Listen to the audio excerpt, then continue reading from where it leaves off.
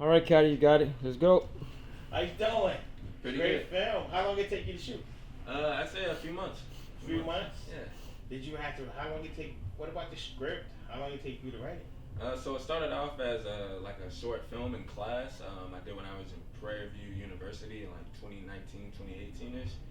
So I just developed the script over the next few years when I decided to turn it into a feature. How did you select your the cast?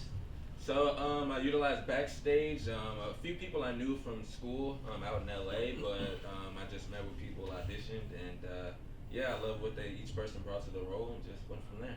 Where you find emojis at, man, with the old school grams and stuff like that? Because this, listen, that right there pretty much made the movie. When you got the two old school G's, you know what I'm saying? Where did you find them? And they just guys from like around the way, or did you teachers, professors? Where you get those guys from? Actors down in Houston. Houston? Yeah. I gotta get down to Houston, man. Wow. So completion of the project. For all the special effects and everything. Do you guys have like a special effects coordinator, or did you just do everything yourself? Everything myself. I edited everything in DaVinci Resolve, so I just tried everything out myself and just put it together. So what's next? I envision a sequel and a limited series, so just continuing where like David, his journey goes into the drug world, working with Big Sam, and him dealing with the consequences of his actions, and also trying to raise a family. Yeah, so I seen his dad in jail, you know what I'm saying, and I heard, the pop said, son, even if you're not in jail, you're still in jail.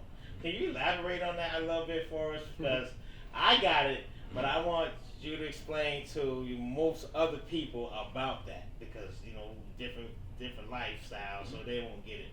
Yeah, oh for sure. So like with the dad physically being in prison, and then David mentally being in prison. So like with him experiencing nightmares and dealing with the consequences of his actions mentally, he's in the form of a prison, and the cycle just continues, whether he's actually killing someone or he's dealing with it dramatically.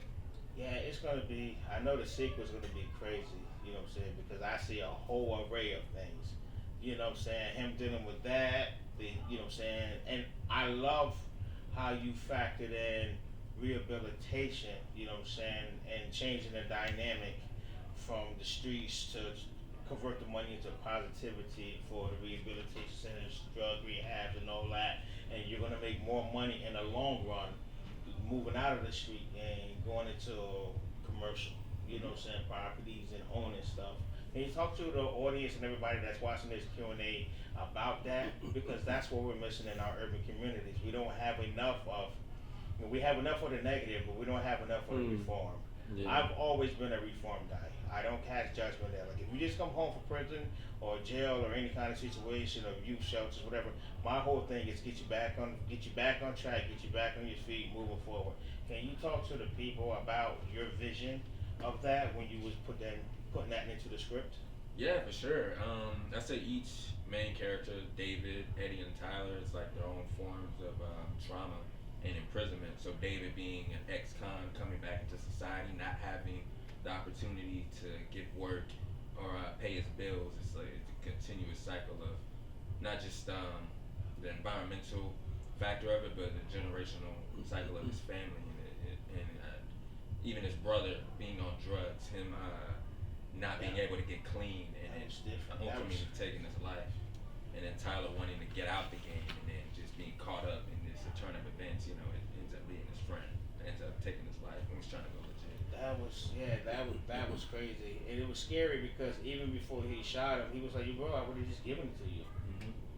Right. He said, "I'll just give it to you," and it's just like, wow, you're just so far gone. It's just like you just did it anyway. You know what I'm saying? You converted yourself into a killer. Now you're a dad. You know what I'm saying? With a dad that's still in jail. So wow, it's gonna be good. I loved it. I think it's a good film. I definitely want to. Where else you gonna show it? I like to show it in LA and different parts of Texas, especially being that's where I'm from. I grew up in Arlington, Texas. I had experiences in Dallas, and I went to Prairie View A&M, not too far from Houston. So I was in Houston a lot. So I'd say the inspiration, like writing the story, is just meeting people, and even people who were caught up in their own stuff in their environments, never like encouraged me to do anything, but they would just talk to me, and I wanted to give them a voice because they felt voiceless in their own predicaments. Yeah, so that shit's so dope. I wish you the best, and I appreciate you putting that film into the North Film Festival. Definitely going to keep tabs on you, and I can't wait to get the podcast done with you because we're going to talk a little more about that. Yeah. I'd love to see this followed up with like a nice little book, you know, so you can write a book. You know what I'm saying? And definitely get it into the schools. You know what I'm saying? School districts need to see this too because it has a great message, you know what I'm saying, for the adolescents in their communities. I mean, they see this all the time, you know what I'm saying, and they don't know how to cope with it. You know what I'm saying? So it'd be good for you to continue do a series. A docu-series on this would be great. You know, we definitely got a link, and I definitely help you with it. Hey, Definitely. Caddy, Yeah. I got a question for him. Yes. Jalen, you're such a good actor, man, because you know you're such an amazing guy right now that I see here, and then in that movie you are, you know, how is that transformation? Explain to me. How is to be directing yourself, you know, and be behind the camera, be in front of the camera. How challenging is that? Yeah, there's challenges having to like have someone film and monitor, but I'd say like just wearing the different hats, it came easy for me. I like the work. It feels fun. It doesn't feel like hectic. So just going behind the camera, helping the other actors first, and then by the time we're grounded in the scene, putting myself in the scene, so that way I already have the experience from what they're feeling, what they're giving me, and then bringing my own into it. But it felt really good. Yeah, it's really. What about the writing process of your film? Was it straight what was in the page, or were there was moments in the films that you guys improvised? How was? Can you tell us a little about that? Yeah, was it improvisation or not? A mixture of both. Yeah. A lot of the script made it onto screen, but I let them improvise some because I wanted them to have their own experience and belief in the characters, and not just be so picky with the writing. Like just stick to the script. Like have fun with it. It's just play. It's just fun. And then writing wise, I was really inspired, of course, like by John Singleton and Quentin Tarantino. So, and then Scorsese. So like for my main inspiration, it's like Mean Streets meets Boys in the Hood meets Reservoir Dogs. So the division of chapters and bringing everything together, so you get each person's viewpoint. So by the end, when it ties together, it's like it's unfortunate circumstances that just led to a tragedy. Right. It's I congratulate you know, because you made a feature film. You know, I don't have one. You know, and it's not easy. It's not easy. People think you know it's hard to make a feature film. No matter how you made it, you know, you made it always with your heart. Yeah, definitely. I wish you luck. You have something very potential there for sure. Do we have more questions? Yeah. Yes, I just want to know who's your main inspiration, like to become a filmmaker and writer and all of that? My dad actually. So he's an actor. I grew up in theater, like 5 years old. That's when I started, and I started writing scripts when I was like 9.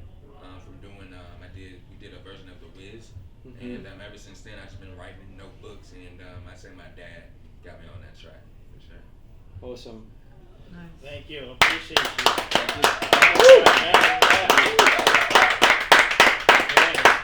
Great job. Thank you. Yeah, we're gonna build on that.